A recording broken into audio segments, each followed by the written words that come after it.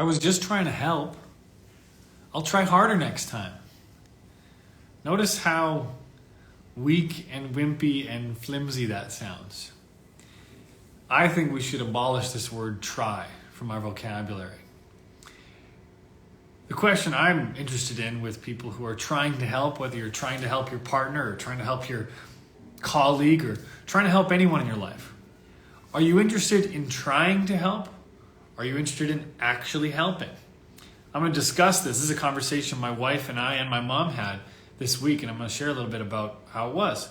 I'm also going to stay on here for a Q&A, so if any of you guys have any questions, put them in the question box, and I'll be sure to answer them on this live. Trying. It's funny, I stopped using the word trying probably in high school because I had a basketball coach that said, quit telling me you're going to try harder and actually just do it. And I realized I didn't think there was any problem with that, but trying was like this way we let ourselves off the hook. It was like a way we made a smaller, wimpier commitment. I'm gonna try. I was just trying to help. You know when you talk to your partner or somebody in your life and you're upset about something with them, and then their defense to that is, I was just trying to help. It's such a pointless thing, in my opinion. I was talking to my aunt years ago who her husband was dealing with cancer, and a bunch of people would call to help. Anything you need, let me know. We're happy to help. And one thing that was constantly missing when people are trying to help is actually being curious about what the person actually needs. When they were calling her to help, they weren't actually asking her what she needed. They just were offering help. They were trying to be helpful. Well, trying to be helpful and actually being helpful can be two completely different things. So I was talking to my mom about this and my wife, and we were discussing how that shows up in our relationships. Maybe it's some example like, I brought you something I thought you might need, even though I didn't need it. I'm just trying to help. It's like, well, that didn't help because I didn't need that thing. And what's always missing is curiosity. Actually asking, what do you need? It could be something as basic as, maybe me bringing my wife coffee. And she's like, why are you bringing me that? I'm like, I'm just trying to be thoughtful.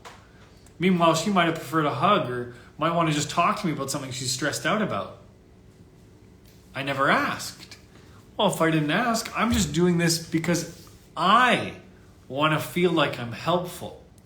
This is one of the covert ways we show up in relationships that seems positive and kind and thoughtful when it's actually manipulative and selfish.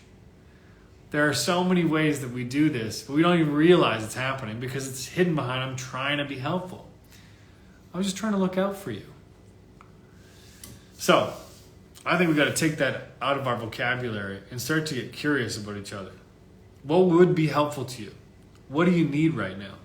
Think about that anytime you're in conflict with anyone or anyone's complaining to you about something. What do you need right now? You need a hug? What if you just gave that hug and they didn't actually want a hug and they're going, what are you doing? It's like, I was just trying to be kind. Well, there's a difference between doing what we think is helpful to someone and doing what they actually appreciate. When you do what someone actually appreciates for them, that is such a generous act. And it's something, in my opinion, that's missing in relationships all the time. Because it takes curiosity. It takes finding out, what do you actually want? Well, if I know what you want, me giving that to you is such a generous thing. But when I don't even ask, and I just assume what you want, and I give that, that's me playing small. That's me doing what I think I would want if I'm in your situation. That's not generous. So, in my opinion, curiosity. That's the game, you guys. It's crazy how much that is the thing missing with each other. I'm sure, like me, you saw a lot of content about politics over the last week. I'm not going to get into it, but I'm just going to share about how being curious is what's missing in why we're so disconnected from each other. Actually being curious about why you chose what you chose, being curious about what you're up to, being curious about what you like in relationships, being curious about what I like myself. Having these kinds of conversations is so wonderful. It's like the opposite of small talk. Small talk is boring and painful. But actual genuine curiosity feels great. It feels great for the one receiving it, and it feels great for the one doing it. So my invitation to you guys is first of all, catch yourself using the word try. Notice if you're someone who does that often, there is some way that you are massively depleting your power and influence and playing small. See if you can cut that out. See what you would say instead of that. And you're already going to start to show up differently. How we speak, you guys, really sets the stage for how we show up.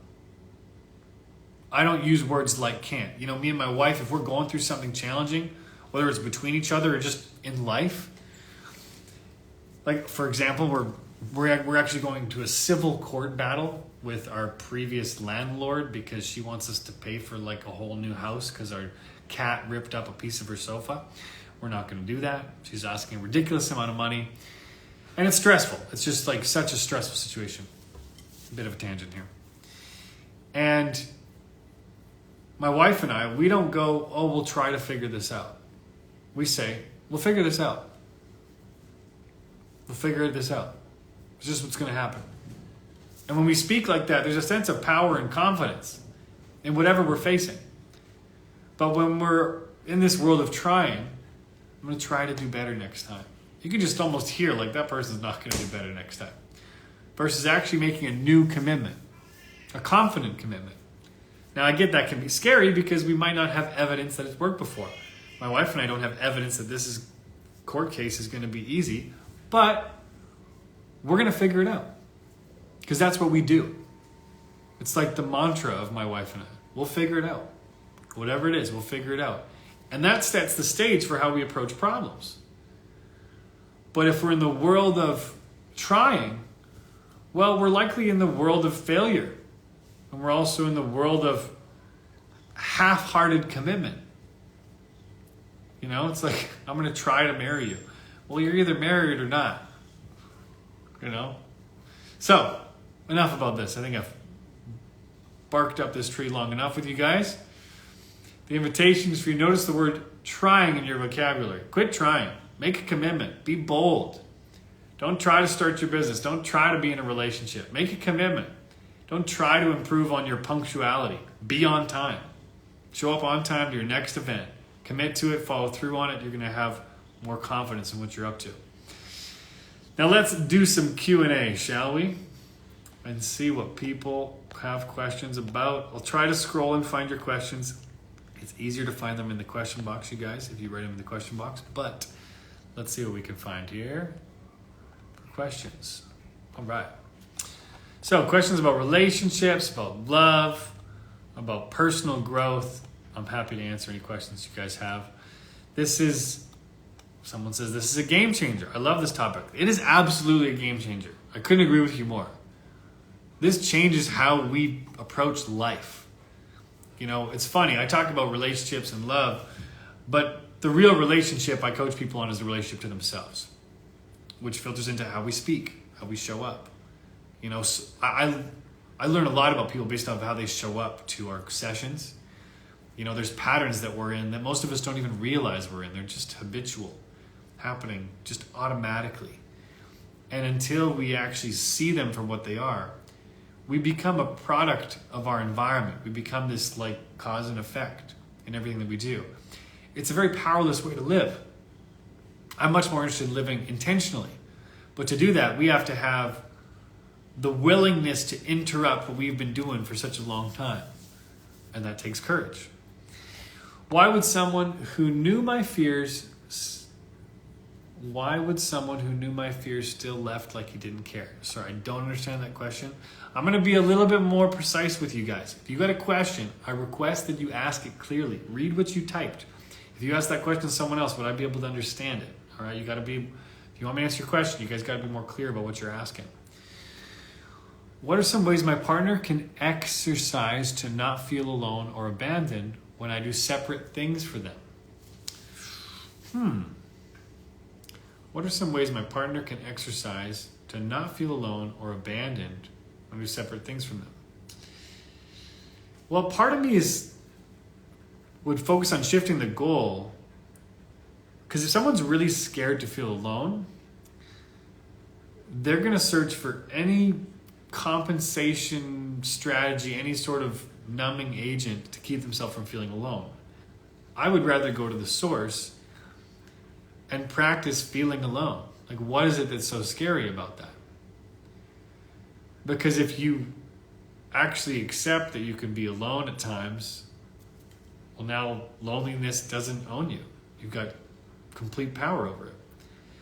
So I love your question because it's focused on such an important thing, but you're coming at it like most people do. You're focusing on the symptom rather than the source. I like to focus on the source because all the symptoms just go away on their own. So I would get curious about what is going on for them. This would be my invitation for you. What's going on for them that's so scary about them being alone, having time to themselves? Like, what are they thinking about? What's ruminating that's so painful? Because, by the way, you guys, being like on our own, there's actually nothing inherently scary about that. It's the stories in our head when we're alone. Like, my partner's going to leave me, or I'm not good enough, or I'm inadequate, or why doesn't anybody like me? That's painful. Actually, being alone is not inherently scary, but most of us haven't connected those two things. We aren't aware of that internal dialogue happening in our head. Big part of what coaching's for. By the way, shameless plug, make sure you join my community starting December 1st, the Connection House. It's going to be epic. We're going to be doing multiple live sessions every week, variety of different things, micro coaching, role play, men's group, women's group. We might even do an LGBTQ group. What else we're going to do? Q&As. It's going to be awesome. So make sure you're on, click the link in my bio to be able to get the invite for that. Thank you for your question. All right, let's see what other questions we got here. Scrolling. How can you guide your partner to not be insecure? So this is the same question from the same person, different question from the same person. I think I kind of answered it for you there is to get curious about what's going on for them. That's just having people feel heard is such an underrated skill. When we actually listen to people and have them feel heard, see, this is another difference, right? There's a difference between hearing someone, excuse me, and them actually feeling heard. My wife might have heard what I said, but that doesn't mean I feel like she understands me. That's a skill, to be able to have people feel heard. It's a skill we have in coaching, to be able to fully understand someone's perspective and feeling in a way that they feel that.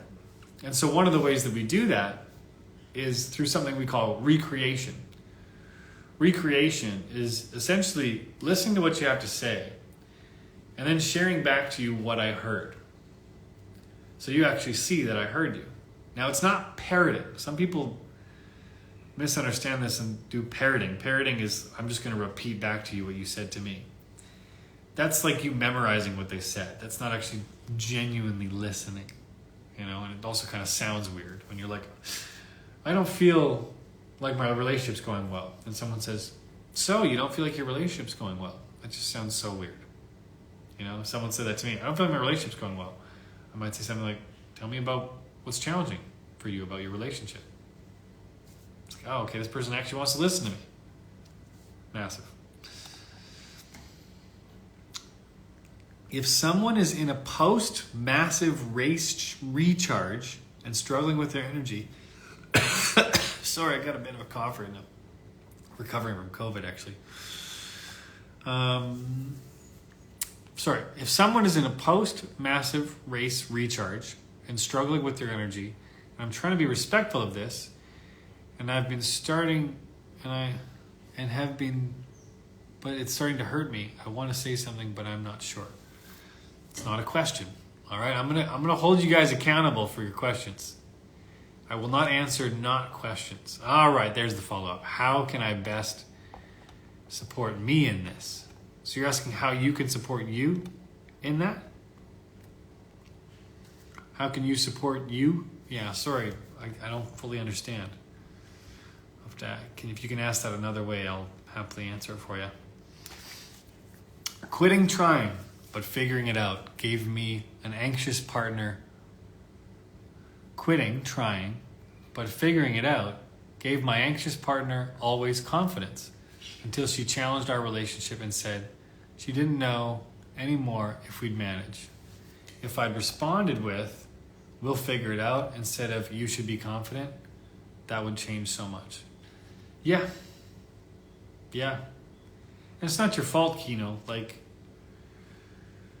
you guys, I do this for a living. My wife and I still have challenges. We're not perfect. Nobody is. And the goal isn't perfection. The goal is how skilled can we be in dealing with life's challenges. That's the difference between chaos and comfort in the face of these challenges. So, one of the things I'm looking to really preach, I hope to brainwash you guys with the value of teamwork. You know, when I go online and I see all these people celebrating being single and alone and like not intending to date, that just seems like such a boring life to me. It's just, to me, I look at it like it's a low level life. I'm not looking down on you, but I am saying that's a small game to play. You're not going to find a fulfilling, rewarding life in that. And I think people are doing it because we haven't learned how to be a team. I think we've tried to be a team, we've failed, and we've given up. That's not going to feel great. You know, getting up again and being open to a new way, that's always a rewarding path. Whether you get what you want or not, it's always a rewarding path. But it takes courage. You guys,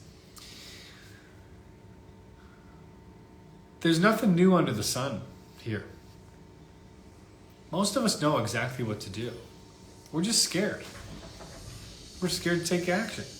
And that's understandable. I got tons of compassion. I do this work not to stand above anybody and tell you guys what to do. I do this work to facilitate courage. That's probably the most basic position of this work, is to facilitate courage, to have people take action on what they know they want to take action on. But so often we talk ourselves out of that, or we do what can be one of the most dangerous things I see these days is people learn more without taking action. It's like I picture someone in a hole. They're trapped, and there's a ladder to get out of the hole. All they got to do is use the ladder. But instead they pick up a book on how to learn to use ladders. I'm not saying don't read. I got a list of books I want to read. I'm saying knowledge without application is a waste of time. An absolute waste of time. And we can almost use it like a self-sabotaging mechanism. I'm going to go read more. I'm going to go learn more. Versus take like the one or two super obvious but scary actions, like go talk to my mom who I've been avoiding for years, or ask that person out on a date, or share with my current partner that I've been resenting them for the last 4 years about this thing that I haven't forgiven them for. You could transform a whole relationship in 5 minutes. 5 minutes. But that takes a shitload of courage. It's full of uncertainty. And we might have never done it before. That's good news. If we're taking action in ways we've never done before, we're in a new space, which means we're creating the possibility for new results. Now, I don't know about you, but I love new results. That's what I'm here for in life. That's exciting. That makes life wonderful and juicy. But the temptation to quit on ourselves and take a different path is there. So I got compassion for you. I'm going to keep working away at how to make this coaching more and more accessible and feasible for everyone so that we get to be the designer of our life instead of at the mercy of it. All right, let's see a couple other questions here. Thoughts on the balance of pursuit in the initial stages of relationship? Do men ever want to be pursued too, or do they prefer the chase? As you probably have seen my content, I don't do any sorry guys, I don't do any gender generalizing content, so I'm not going to say men or women this. Who doesn't like to be chased? Everyone likes that feeling of chasing, of someone desiring them. And also, it can be thrilling to be chasing someone. I'm more interested in the parts of the actual relationship once the chasing and pursuing are less of a factor. So, thoughts on the balance of pursuit in initial stages. It's funny, so many people think men need to make the first move. I was telling my wife, we were talking about how she made the first move with me, but it doesn't seem like it's the first move. People think we need to go back to the past where men were always making the first move. It's like men didn't make the first move. Women did. You know, you think back to the classic moment of a woman dropping her handkerchief and the man picks it up and starts a conversation. Well, in the past, she was making that move. She was dropping the handkerchief to give him an opportunity to show up for her. You know, if my wife didn't smile at me from across the bar, I never would have talked to her. That was the first move. I was the follow-up move. So it's a collaboration. Like, we focus too much on all these fucking rules, you guys. It's just such a waste of time and energy versus trusting our intuition and following our gut and just trying shit. Just give it an attempt. Let's go out there and give it a shot and see where it lands. That's playful and fun and adventurous. So I'd focus less on this balance and more so on what feels genuine and authentic for you. What would be playful for you? Someone did their follow-up question. Thank you. I'm not sure if I should raise it. I'm trying to respect their energy, but also be true to my feelings, and I'm not sure how to handle it all. Apologies if it's not a question. So let me see if I can answer for you. If you got a partner, and we'll just do like a general example that maybe other people can relate to. Let's say your partner is exhausted because of something. You said a race, a marathon or whatever. Could be work, could be anything. You know, sometimes I'm stressed about work. You know, and I'm not in a great position to talk to my wife about something deep and focused. It's like, okay, let's say our partner's in that position. Well, you might be feeling neglected. You want some attention. You want to be able to engage with them. I get that. Trying to push that issue while the other person is exhausted is typically not a good idea. One of the most responsible things we can do as partners is to recognize the state that we're in and to know when that state is ineffective. If I'm stressed and exhausted, now is not the time to be making plans about our future.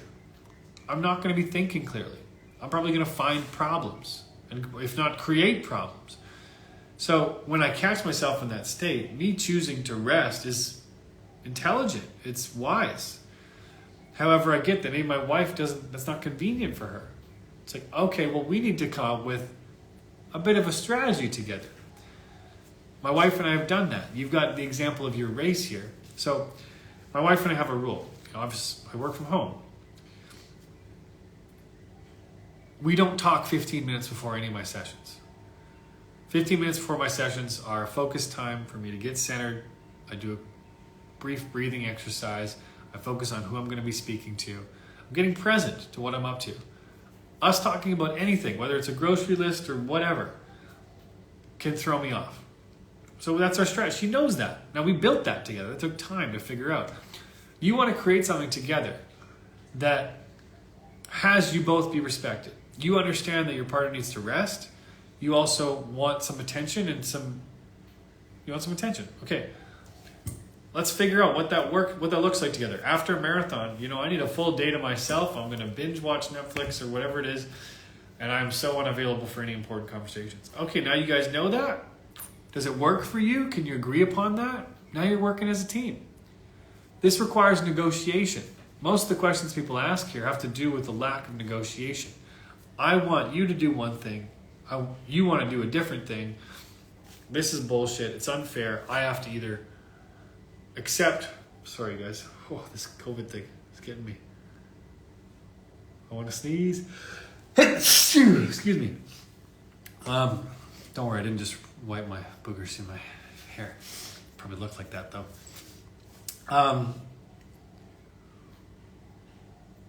Most of this work is negotiation being missed. If we don't negotiate, I'm going to settle for what my wife wants, or I'm going to make her do what I think she should. That's not a win-win.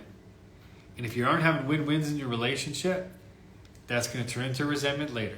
Guaranteed. And resentment is the slow killer. So, can we strap in and have kind of a messy conversation that we don't know how to have? If we can do that, we might be able to come up with something that works for both of us. Why don't we make that our compass, actually? Let's keep talking until we find something that works for both of us. That's how we figure it out together. That's how we be a team. That's how relationships are such a beautiful contribution. All these people talking about how relationships are so hard are just not being teammates. I love being in a relationship. And it's not just because my wife is great. She is great. But when we are choosing to be great together and working as a team, oh my God, life is so good. We're more powerful together. There's only so much you could do on your own. And people who are fucking preaching this like be alone bullshit, it's like it's so small and you've just given up. That's not something to be proud of. Now, I'm not trying to come down on you guys here. But if you think we're not social creatures who are meant to be together and bond and develop long-term, lasting relationships, you're missing out on one of the most important parts of life. And it takes all kinds of messiness and discovering and figuring things out. That's why I do this work, to help people with that. But when we can be a team, when we actually take care of each other, oh my God. It's so energizing. It's so loving. It's so freeing. So I'm preaching that to you guys. Let's figure out what's in the way for us to be better partners with each other. That doesn't even necessarily mean romantically. That's, I'm standing for people to create families and long-term love. That's what this is for. Don't get this confused. I'm not sitting here for you guys to develop a bit more confidence and stay alone. That's lame. I'm doing this work so that people can develop long-term, lasting partners, create wonderful, connected families. Hell yeah, that's what we're doing. It's just so worth our life, in my opinion. So worth our life. So let's figure out what's in the way of that. What's in the way of that for you? What habits are you dragging around that's keeping loving connection from you? Let's get that shit out of the way so you're free to love, so you're free to feel loved. I'm here for your support. I'm here for coaching. Visit my website for the different ways we can work together. Join my community so you can get a taste test of what this coaching is like. It's also going to be just such a special place for us to develop these skills. When I was thinking about why am I doing this? Well, I want to focus more on the skills. So many people are focused on the outcome. I want to stop being anxious. Well, then you want the skill of security. I want to meet my lifelong partner. Well, then you probably want the skill of communication. These are skills that make every part of our life better. And that's the point of the Connection House, is to train people with these skills. So I hope to see you guys there. Take action. Whether you're working with me or not, you guys, take action. Even if it's 1%. 1% is amazing. 1% per day, 365% per year. That's incredible. You have a whole new life. So, love you guys. Thank you for your questions. Thank you so much for participating in this kind of work and being open to growth. I'll talk to you later.